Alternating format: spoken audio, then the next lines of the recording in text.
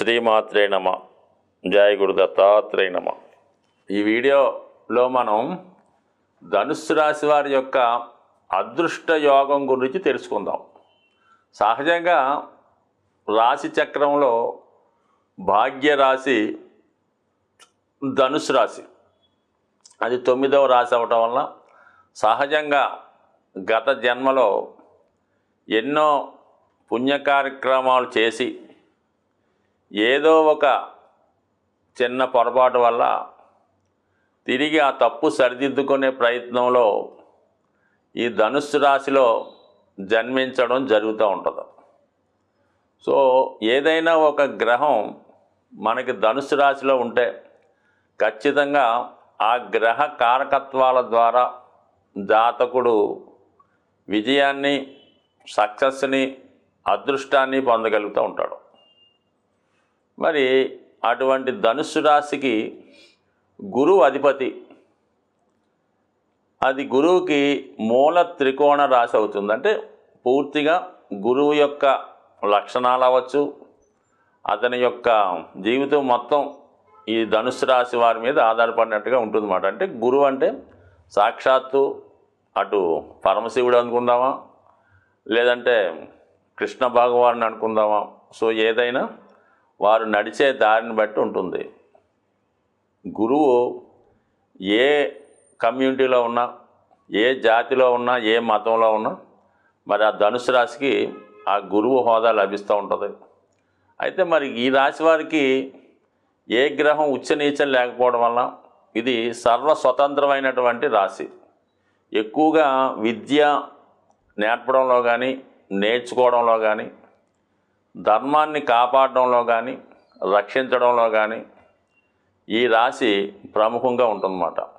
ఈ రాశిలో జన్మించిన వారు ధర్మాన్ని రక్షించడంలోనూ, అలాగే అన్యాయం జరుగుతున్న చోట న్యాయం జరిగే విధంగా, అంటే అందరినీ రక్షించే ప్రయత్నం చేస్తూ ఉంటాడు. అలాగే ఇదే రాశిలో జన్మించినటువంటి మన స్వామి వివేకానంద ధర్మాన్ని కాపాడే ప్రయత్నంలో దేశ విదేశాల్లో మన భారతీయ సంస్కృతిని చాటి చెప్పడం జరిగింది. ఇదే రాశిలో జన్మించినటువంటి భగత్ సింగ్ లాంటి వాళ్ళు దేశం కోసం వారి ప్రాణాలు అర్పించడం జరిగిందన్నమాట. బట్ ఏదైనా ధన్యజీవులంతా ఈ రాశిలో జన్మిస్తూ ఉంటారు. అయితే ఈ రాశికి 2 పాపగ్రహాల మధ్య పడటం జరిగింది. అంటే 12వ స్థానంలో వృశ్చిక రాశి కుజుడు, 2వ స్థానంలో మకర రాశి శని. అంటే పరస్పరం వీళ్ళిద్దరూ శత్రువులు అన్నమాట.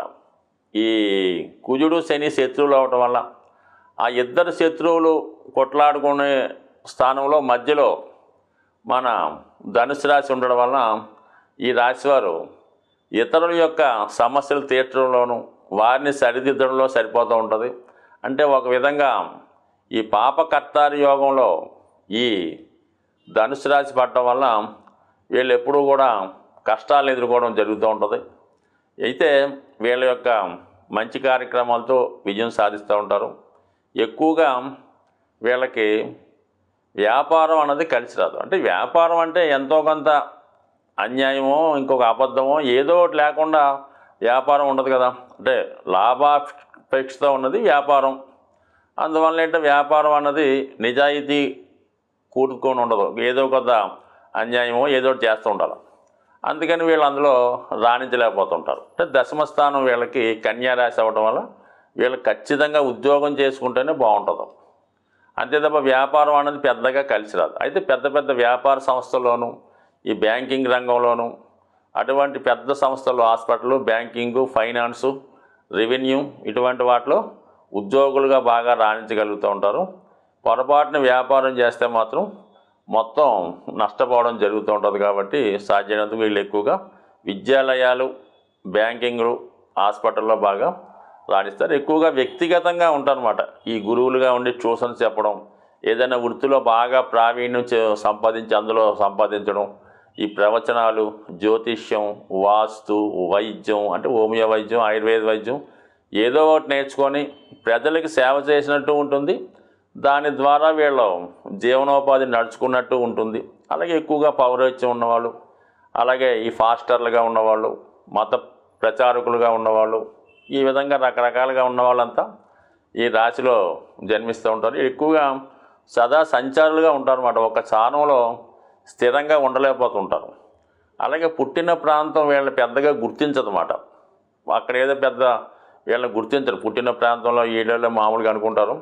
ఇతర రాష్ట్రంలో కానీ ఇతర దేశంలో కానీ వెళ్ళినప్పుడు వీళ్ళ మంచి గుర్తింపు పొంది అక్కడ స్థిరపడే అవకాశం ఉంటుంది. దానికి కారణం చతుర్థ భావం అన్నది మీనరాశి, అది సహజ వ్యయరాశి అవ్వటం వల్ల వీరు సొంత ఊర్లో కాకుండా వేరే ఊర్లో వేరే ప్రాంతంలో బాగా స్థిరపడతారు, అక్కడే రాణిస్తారు, అక్కడే బాగా సెటిల్ అవుతారు. అలాగే వీళ్ళకి పెద్దల ద్వారా వచ్చిన స్థిరాస్తులున్నా, సొంత ప్రాంతంలో ఎవరైనా ఇచ్చిన ఆస్తులున్నా వారిని వీరు పెద్దగా అనుభవించలేరు. ఆ ఆస్తులు వేరే వాళ్ళు అనుభవిస్తూ ఉంటారు. వీళ్ళు పేరుకు ఉంటాయి తప్ప పెద్దగా సొంత ఆస్తులు అనుభవించలేరు.